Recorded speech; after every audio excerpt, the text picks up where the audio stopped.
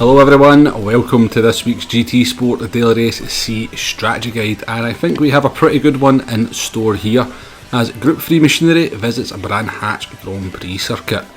As I said, I think this one has potential to be an extremely interesting race, so let's take a look at the settings for this one. We've got 13 laps to get round. We have fuel consumption at times 3, tyre wear pretty high at times 8, and most importantly we have both the medium and the hard tyre available. And it looks like, and I think it's safe to say, that racing hard tyre is going to be mandatory. So strategy is definitely going to play a part in this one, which after a couple of weeks of non-strategy races is fairly welcome. So this week's circuit is of course Brands Hatch Grand Prix circuit. 2.433 miles or 3.9 kilometres and 9 corners of ever-present danger, where just the slightest misjudgment into one of the corners can see you spinning for days and losing 10, 12, 15 seconds easily as you try and get the car back onto the track. One of my least favourite circuits for doing strategy guides on, because I don't know how many times I've been halfway through a race run and I've binned it. But with that said, let's move on to some of the important elements of this one, and first up is that pit loss. So Brands Hatch, pretty tricky pit entrance, maybe one to practice as you kind of do your sort of time trial, and it's well worth being able to kind of negotiate that pit lane pretty smoothly. I've came many a cropper. I've seen people come many a cropper on the entry to the pit lane. But the pit loss comes in around about 6.8 to 7.2 seconds. I've varied that because depending how you come out on the first corner can really sort of dictate how long your actual pit loss is on the track. And secondly, we have the fuel consumption. Fuel consumption at time 3. I thought it may have been a factor initially, but it's just around about, well, it's not really any issues. You'll kind of finish maybe with around about 20% fuel. So you can dismiss fuel as a concern for this one. So let's talk a little bit about car selection. Well, Brands Hatch has always been known as a handling circuit. 9 very challenging corners and only really a sort of relatively short main straight or back straight. Only at 475 metres. It doesn't really benefit the cars with the good top end that much. But the corners, as I said, are very challenging, so a car that can kind of negotiate the corners with good minimum speed is always going to be pretty strong. And when it comes to handling circuits, the cars that come to the fore generally tend to be the AMR cars. So cars like the Audi, which we're in here and which we're going to use for most of our testing or all of our testing. You'll have the Honda NSX, seems to be very strong just now in the sort of AMR category. I suspect you'll see the McLaren 650S up there as well, but generally any of the MR cars are going to be pretty strong around this circuit, certainly in qualifying trim, and I think they'll probably be pretty strong in race trim as well. However, the tyre wear being at times 8 does mean that those rear tyres can get a little bit sketchy towards the end of a stint, or certainly after 5 or 6 laps. So I wouldn't dismiss the FR cars completely. Just generally through stability they should be pretty good towards the end of the stint. You can kind of lean on the tyres a little bit more. As I said, the issue with the MR cars is the rear tyres get a little bit worn out and you can kind of find yourself sliding through a lot of corners and losing lap time that way. So we are using the Audi R8 for this one, and this first strategy we're going to look at is the 2-stop strategy. So we're going to do medium, and then just a single lap on the hards at the end to fulfill that mandatory hard tyre usage. So coming to the end of lap 6 here, we're going to make our first of our 2 pit stops. We've been pushing the car pretty hard here. You can see that left rear tyre is starting to look a little bit second hand, and the lap time, certainly there on lap 5, which did include a little bit of a mistake, has started to see those lap times creep up. Not a great pit entry there from me, but better than what you'll see some people doing this week, I can assure you. I'll guarantee you'll see somebody stuck in the pit lane at some point this week if you do enough races. Out the pits become, be careful on the pit exit. It's quite easy to run wide at the first corner there and end up in the gravel. Coming to the end of our second stint on the medium tyres now, we're coming to the end of lap number 12.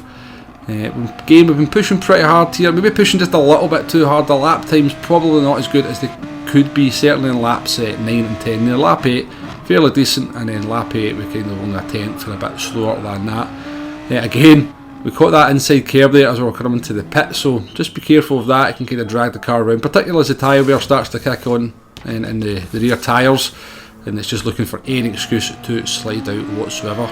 But we've got our second pit stop made. We're on to the hard tyres now. Again, be careful on the pit exit, particularly on the hard tyres. Obviously cold hard tyres at that first corner, not a great combination, but we've now completed our single lap on the hard tyres. That's the 2-stop strategy complete. Let's take a look at the lap time, the finishing time, and that'll be the benchmark as we move on to the next strategy. So on 18 minutes 29.6 I believe that is. So let's move on to the one-stop strategy. We'll just do a stint on the medium tyres to start off with, and then move on to the hard tyres. Now we're going to try and look after the tyres a little bit more in this one, and try and sort of extend that stint to lap number 8 rather than lap number 6 like we did on the 2-stop. So we're not being quite so hard on the tyres, but you can see the lap times are still fairly similar there, as we complete our first flying lap in a 1:23.7. So we've managed to make the medium tyres last fairly well here. The sort of lap times have not dropped off too much as we come to the end of lap number 8, and this is going to be our in lap. I've said it before, but I will say it again, do practice this pit entry. It's very easy to get it wrong, and I believe if you cut the grass on the right hand side you can pick up a half a second penalty, so do keep that in mind as well. But we're now on to the hard tyres. We've got 5 laps to complete on the hard tyres here. We'll get an idea as into what kind of pace we can get out of them compared to the medium tyres. So on our warm mediums we're doing sort of low 1:24s, and on our hard tyres we're kind of struggling to get into the 23s. I think we're doing sort of 1:24.2, 1:24.3. Now I believed when I sort of started this strategy guide that the 2-stop would be the quicker of the 2 strategies, so I did that one first and then did the 1-stop after. And I'm quite surprised as we now bring up the split screen that just how far ahead the 1-stop is of the 2-stop here. It's around about 3 seconds as we come into the last corner on both runs. I did think it'd be a little bit closer than that. I actually did believe the 2-stop would be the quicker way to go, but it looks like the 1-stop may well be the better option. So the 1-stop finishes now, and the 2-stop finishes 2.8 seconds behind the 1-stop run there.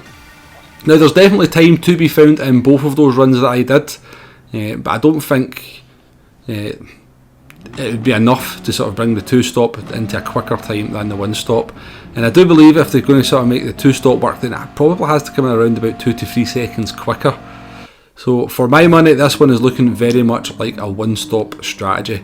So let's do a little bit of a recap on what we've looked at so far. Lots of information up there on the screen. I won't go through it all, I'll just kind of go through the 2 strategies and give you my thoughts on them. So we had the 1-stop there that we were looking at. That was the second strategy we took a sort of closer look at. It does appear to be the faster strategy to use. The mediums are good for up to 8 laps, although on MR cars this does get pretty tricky towards the end of the stint as that rear left tyre starts to give up. On the FR cars, shouldn't be so much of a problem. You'll just get a little bit of understeer, but you will have much better stability. The hard tyres, when you put them on around about lap 8, lap 8, are around about 1 second slower than the mediums. But it does appear that the 1-stop strategy is the way to go. Looking at the 2-stop strategy, it's coming at around about 2 to 3 seconds slower than the 1-stop strategy in ideal conditions. So that, by ideal conditions, that's obviously I do these with no traffic. I don't have to worry about what's going on in the race. It's just a direct comparison about what strategy is better in optimal conditions. Now of course, that's not always the way it works in a race, so there is a sort of scope for the 2-stop to maybe be a little bit better in race trim. Perhaps if you're stuck in traffic, you could go for an undercut on lap 5 or 6. Try and get an undercut on the 1-stops. Maybe if you've got some cars ahead of you who are clearly slower than you but you can't overtake, because Brands Hatch is very difficult to overtake, but then that could be something that you might be able to work.